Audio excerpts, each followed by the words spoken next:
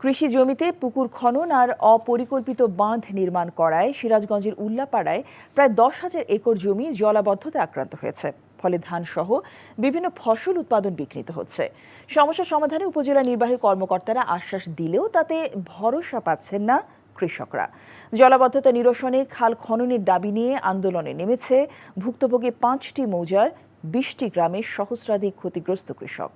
সিরাজগঞ্জ প্রতিনিধি শরীফুল ইসলাম ইন্নার পাঠানো রিপোর্ট।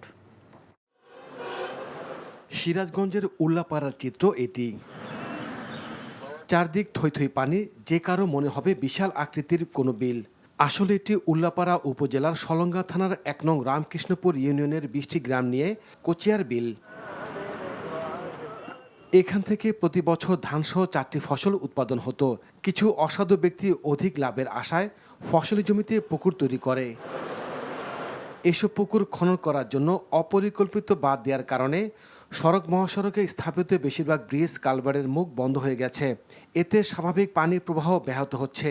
এর ফলে 4 থেকে 5 বছর ধরে পুকুরের পাশের জমিতে জলাবদ্ধতা তৈরি হয়েছে। বাধ্য হয়ে ফসল রক্ষায় আন্দোলনের নামে ক্ষতিগ্রস্ত কৃষকেরা।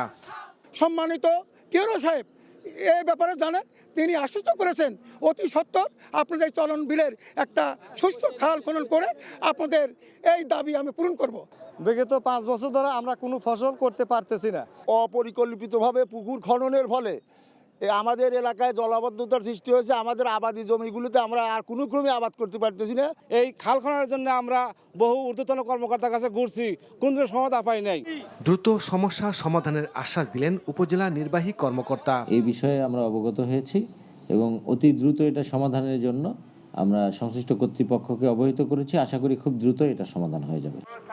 সরকারি নিয়ম না মেনে যারা কৃষি জমিতে পুকুর খনন করেছে তাদের বিরুদ্ধে আইনগত ব্যবস্থা নেওয়ার দাবি কৃষকদের। NTV news desk. কোটি মানুষের আস্থার ভালোবাসায় 11 বারের মতো দেশের 1 নম্বর রেফ্রিজারেটর ব্র্যান্ড ওয়ালটন।